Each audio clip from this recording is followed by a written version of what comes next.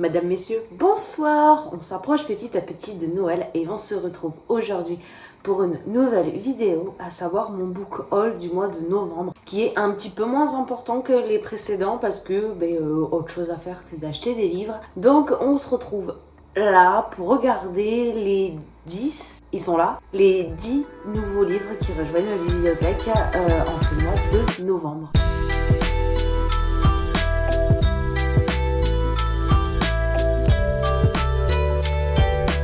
Comme je te l'ai dit dans l'intro, on va regarder ensemble les 10 livres qui rejoignent ma bibliothèque. J'ai tout consigné avec les titres, l'auteur et les prix que je les ai payés ainsi que là où je les ai eus. Donc on part avec le premier livre directement. C'est le livre que j'ai reçu dans la box Cube, donc la box que je reçois tous les mois. Et ce mois-ci, j'avais envie d'une lecture plutôt fantasy avec des personnages dans lesquels je puisse un petit peu plus me retrouver, à savoir des personnages qui avaient dépassé 30 ans. Et je suis servie. Donc on est aux éditions Milady, c'est écrit par Megan Bannon, ça s'appelle La balade funèbre de Art et Merci. Donc franchement, ce livre en lui-même est très très beau. On a le jaspage qui est tout doré, on a le tome 2 qui arrive assez vite. Je crois qu'il est prévu au début de l'année, donc avec un couple différent, et ça c'est quelque chose que j'aime bien, c'est-à-dire qu'on reste dans le même univers mais avec des couples différents, et ça me plaît. Donc on est sur une histoire d'amour entre deux protagonistes qui peuvent pas se saquer. Au tout départ, donc Merci s'occupe des pompes funèbres familiales. Art est un ranger qui lui ramène les cadavres pour qu'elle puisse s'en occuper, et ils ne peuvent pas se blairer. Voilà, ils ne peuvent pas se sentir, ils ne se supportent pas, ils ne savent pas pourquoi. Un jour, Merci va recevoir une lettre distribuée par un postier magique d'ailleurs. Elle va recevoir cette lettre d'un homme qu'elle ne connaît pas et elle va y répondre. Voilà, tout bêtement, elle va y répondre et va commencer une petite liaison épistolaire entre ces deux personnages. Je vous en fais une vidéo très très vite parce que celui-là je l'ai déjà lu et je crois qu'on est sur un coup de cœur, vraiment. Je t'en dis pas plus pour l'instant parce que la vidéo est en cours de montage. Le deuxième livre de ce book haul, nous sommes sur Longue vie au mal. Oui c'est ça, Longue vie au mal de Sararis Brennan. On est chez Corrigan et j'ai acheté ce livre en format relié. Voilà, c'est un livre qui m'intriguait énormément et que je n'ai pas pris en fait en brochet parce que la couverture du brochet ne me plaisait vraiment pas du tout. Si j'enlève la jaquette, nous avons le livre qui se présente comme ça, voilà. Et l'illustration que nous avons derrière la jaquette, c'est la couverture du brochet et j'aime pas du tout. Je trouve qu'elle dégage quelque chose, mais j'ai pas du tout aimé, je préfère largement celle-ci. Pour le pitch, on est sur une jeune femme qui est malade, voilà, qui est très gravement malade et qui a la possibilité, de se réincarner en fait dans une des histoires qu'elle aime tant puisque c'est une passionnée de lecture et elle va se retrouver projetée dans son histoire favorite. C'est juste que elle va devoir incarner l'antagoniste, le personnage féminin, la méchante en fait. Elle va devoir incarner la méchante alors que elle est fan du prince des gentils en fait de son histoire. Donc on est sur ces gros pavés, donc j'ai hâte de le lire en fait, il m'intrigue vraiment beaucoup. Au niveau de la mise en page, on est sur quelque chose, ça a l'air d'aller. Et je n'ai pas regardé s'il y avait des avertissements. Mort violente et description gore. Allez, au top! Au top, nous avons que ça en avertissement. Ensuite, nous allons passer au troisième. Et le troisième, c'est Nettle and Bone de Taking Fisher aux éditions Verso, que j'ai acheté neuf aussi en librairie pour 27,90 €. J'irai pas plus loin que ça, j'ai déjà fait, c'est une petite cosy fantasy très très sympathique. J'ai déjà fait une vidéo que je te mets dans le i quelque part là-haut parce que je ne sais pas où c'est. Et de toute façon, je te le mets en barre d'infos, je te le mets en barre de description. Mais ma chronique est déjà sortie, donc je ne m'étends pas plus. Mais c'est une petite cosy fantasy qui est pépite. Franchement, moi j'ai adoré. Le quatrième livre de ce book haul, nous repartons chez Corrigan et on va parler du sang et l'acier de Hélène Scheurer. Là, honnêtement, je suis désolée, je sais pas. Voilà, de Hélène. Et on est sur le tome 1, c'est les légendes de Tezmar. Et franchement, les chroniqueuses YouTube ou même sur Instagram que je suis, en fait, en disent que du bien. Donc je l'ai acheté en broché, je l'ai vu en relié aussi, mais en fait je suis pas très fan du jaspage. Je trouve qu'il y a un truc il y a un truc qui me dérange. Donc du coup voilà, tout simplement je l'ai pris en broché. Dans les légendes de Tezmar, on va aller suivre Althea, qui a un rêve, c'est devenir l'une des guerrières légendaires du royaume, mais pour y parvenir, il ne lui reste que peu de temps car un oracle, lui a prédit qu'elle allait mourir à l'âge de 27 ans. C'est ballot. Déterminée, la jeune femme réussit à se faire engager par la guilde d'élite chargée de la protection du royaume. Son entraînement est rude, d'autant que son instructeur, l'insupportable mais envoûtant Wilder Hawthorne, ne voulait pas de femme dans son unité. Alors que le monde lutte contre les assauts d'un ennemi maléfique, Althea redouble d'efforts pour maîtriser parfaitement le maniement des armes, et peu à peu, la jeune femme découvre qu'elle possède d'immenses pouvoirs. Peut-être ne deviendra-t-elle pas seulement une guerrière, mais celle qui empêchera le royaume de sombrer dans les ténèbres. J'en vois que du bien en fait de cette saga, elle m'intrigue depuis le tout départ de toute façon, mais je n'en ai vu vraiment que du bien. Je n'ai vu que des gens qui ont dit qu'elle était vraiment super. Donc j'ai hâte de me plonger dedans. Il me semble qu'il y a 4 ou 5 tomes qui sont déjà parus de toute façon. Donc pareil, je pense qu'il va pas m'attendre bien longtemps dans ma bibliothèque. Mais bon, toi-même tu sais, j'ai une bibliothèque à lire en fait. Je n'ai plus une palle, j'ai une balle. Une bibliothèque à lire. Voilà. Ça va bien se passer. Pour le livre suivant, ce n'est pas un livre que j'ai acheté neuf, je l'ai trouvé sur l'application Bookswap. Je n'ai eu à régler que les frais de gestion et les frais de port, donc je me retrouve avec un livre qui m'a concrètement coûté 4,99 €. Et nous sommes sur De verre et de cendres de Reina Dolce. C'est une auto-édition, voilà, c'est tel qu'il se l'est écrit. Et nous sommes sur une réécriture de Cendrillon. Il était une fois une voleuse en pantoufles de verre. Donc nous avons une jeune femme qui va au bal du prince uniquement pour aller le voler. Et évidemment, il va lui arriver des complications parce qu'elle va se faire prendre. Elle va se faire pendre, elle va intriguer le prince et elle va se faire retrouver grâce à sa pantoufle de verre. Et je m'arrêterai là pour l'histoire parce que je ne vais pas non plus te la raconter, ce n'est pas le but. Ce livre, je l'ai déjà lu également, donc du coup la vidéo devrait arriver dans les prochaines semaines. Il faut encore que je la tourne. C'était une excellente surprise, j'attends une suite avec impatience et malheureusement je pense que c'est une suite qui va un petit peu tarder à arriver pour la simple et bonne raison que l'autrice sur son Instagram a communiqué sur son état de santé. L'autrice a eu des soucis de santé, elle a pris du retard dans son écriture et évidemment comme la santé prime sur la lecture évidemment, elle n'a pas encore sorti le tome 2, donc je pense qu'elle travaille encore dessus. Je vois que son Instagram est assez actif, mais il fait uniquement la promotion de ce premier tome. Donc j'attends une suite avec impatience parce que j'ai vraiment envie de savoir ce qui va se passer. J'ai dévoré ce livre, j'ai dû le lire peut-être en 2 jours, quelque chose comme ça.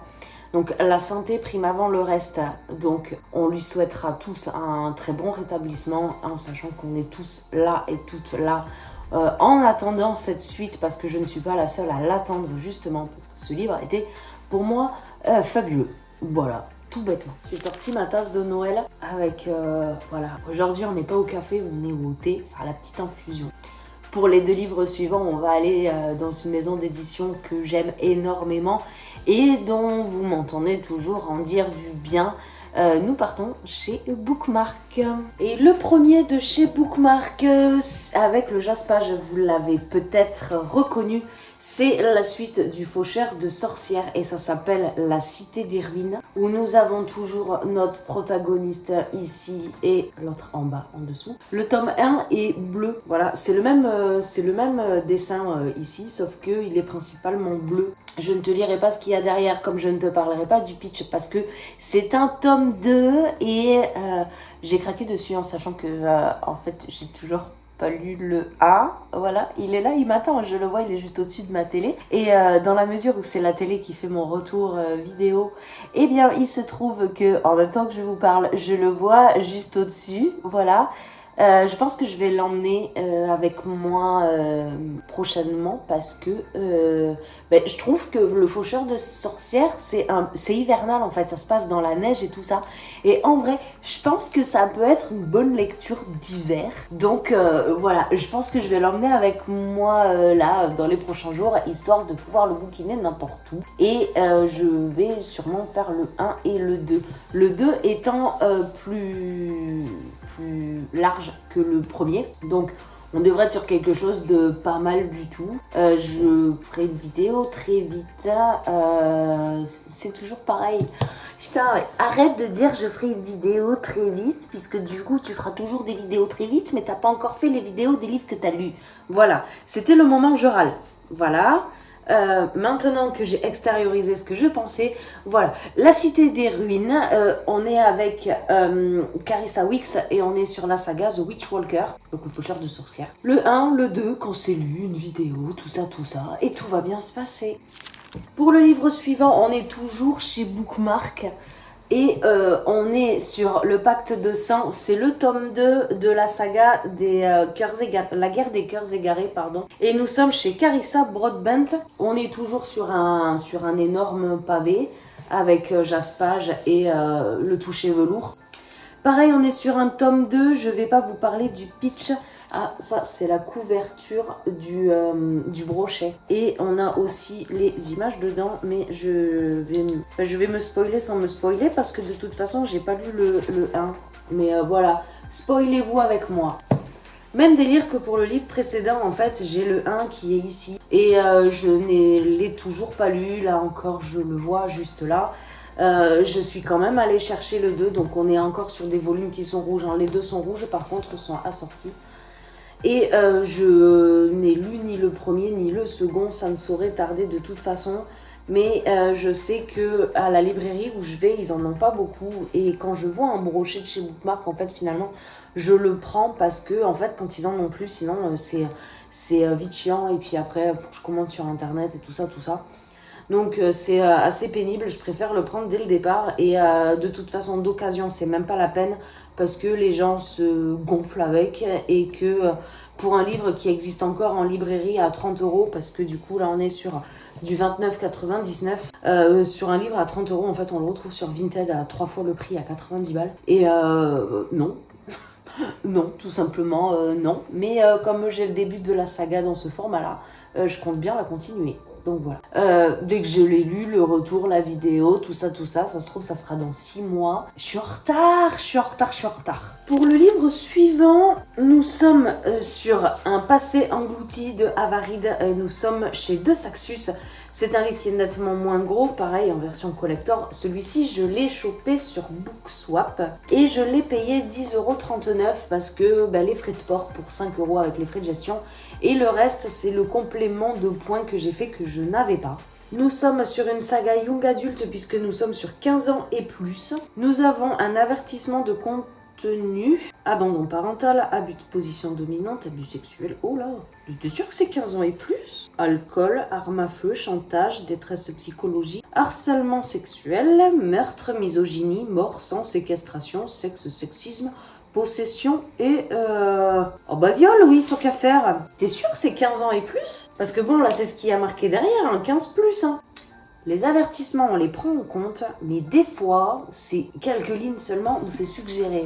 C'est suggéré ou c'est une allusion, donc bon, on les prend en compte.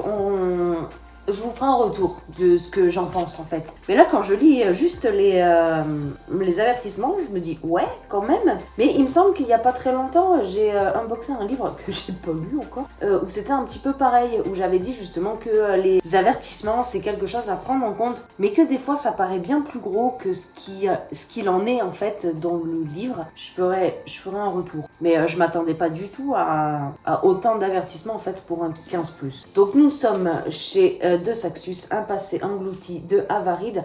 Et pour le pitch, qu'est-ce que ça donne? Seule la mer est notre ennemie.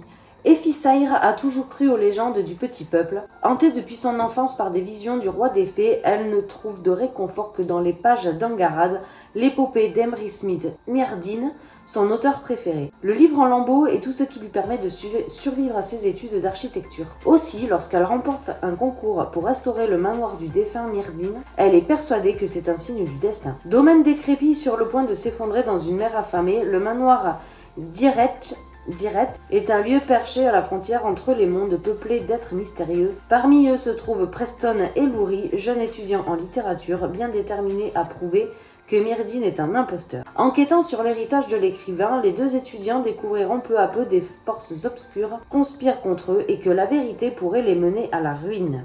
Je cherche un tome 1, mais j'ai rien d'écrit par là. Ouh, ça doit être... Oh, bonjour monsieur, madame aussi. Bon, a priori, nous avons nos protagonistes qui sont juste ici. Voilà. Je pense que c'est un one-shot en fait, parce que nulle part je vois écrit tome 1. Il n'y a pas de nom de saga ni rien. En tout cas, si c'est un livre tout seul, si c'est un one-shot, franchement, je pense que je vais me régaler parce que je n'ai quasiment que des sagas à lire. Pour ces derniers livres du mois de novembre, nous sommes sur le tome 1 et le tome 3 de La Rage des Fae de Alessa Thorne et nous sommes aux éditions Milady et nous sommes en format poche. Je les ai trouvés sur Bookswap, ça m'a coûté 5,60€ des bananes pour les deux. En fait, la jeune femme avait déjà vendu le tome 2, donc du coup, je n'ai pas pu lui prendre la trilogie, mais c'est pas grave. C'est en format poche, c'est pas extrêmement cher, donc je pense que je vais le prendre bientôt. Et pareil, c'est une trilogie, donc je vais avoir les 3 livres, je pense que je vais les lire d'un coup. Et je ferai carrément une vidéo en fait sur la trilogie en elle-même et non pas sur un livre après l'autre. D'autant plus que ça reste assez petit, voilà, nous sommes sur des livres qui ont 280 pages et voilà, pour du format poche, on n'est pas écrit si petit que ça. On a quand même des marges et ça devrait se lire relativement vite, je pense. Pour le pitch de cette série, donc je vais uniquement vous lire le résumé du premier tome. Depuis plus de 1000 ans, les Fae préparent leur retour en Angleterre pour y revendiquer la place qui leur revient de droit et exercer leur vengeance. Pour le prince Kian, hors de question qu'une humaine infernale lui mette des bâtons dans les roues. Pourtant, sa nouvelle prise de guerre représente peut-être la clé de son salut. Seul le sang d'Élise peut briser la malédiction qui le détruit à petit feu, en échange de quoi il rendra sa liberté à la jeune femme. Quand on passe un marché avec un Fae, on ne peut pas revenir en arrière, mais le jeu en vaut-il la chandelle si la liberté d'Élise lui coûte son cœur et condamne son pays. Donc voilà, nous avons des petits avertissements également tout en dessous avec ce roman comporte des scènes de sexe et de violence explicites. Voilà, je n'ai pas regardé s'il y en avait d'autres à l'intérieur. Et on commence directement avec le prologue, donc non, nous n'avons pas de avertissement à l'intérieur de ce livre, nous ne l'avons que à l'extérieur. Et maintenant que j'ai terminé ma tour de Pise, vous savez maintenant ce qui rejoint ma bibliothèque en cette fin du mois de novembre. Donc je sais que nous sommes courant décembre, il y a quelques jours de Noël seulement, que je suis très en retard sur mes vidéos, mais en fait le fait de n'en publier qu'une seule par semaine me prend quand même du temps. J'essaie d'être le plus clair possible, mais la plus régulière possible, mais c'est vrai qu'il arrive qu'il y a des jours où c'est un petit peu compliqué. J'ai néanmoins de quoi boucler plusieurs dimanches quand j'aurai tourné les vidéos, puisque nous allons bientôt parler de l'ombre d'Adeline, un royaume d'étoiles et d'ombre. Nous allons également parler de Verre et de cendre, nous allons parler de la balade funèbre de Art et Mercy. Qu'est-ce que j'ai lu encore? Nous allons parler également de Foxglove King, et en ce moment je suis sur le tome 2. Donc voilà, nous avons plein de livres pour lesquels je souhaiterais vraiment te partager mes chroniques. Donc reste bien connecté, d'ici quelques semaines, on aura tout. Comme toujours, c'est le dimanche matin que je publie ma vidéo. Donc on se retrouve dimanche prochain. Je te fais d'énormes bisous, surtout passe d'excellentes fêtes de fin d'année et je te souhaite un très joyeux Noël. Prends soin de toi, de tes proches, de tes amis, les gens qui comptent pour toi. Je te fais d'énormes bisous et je te dis à dimanche.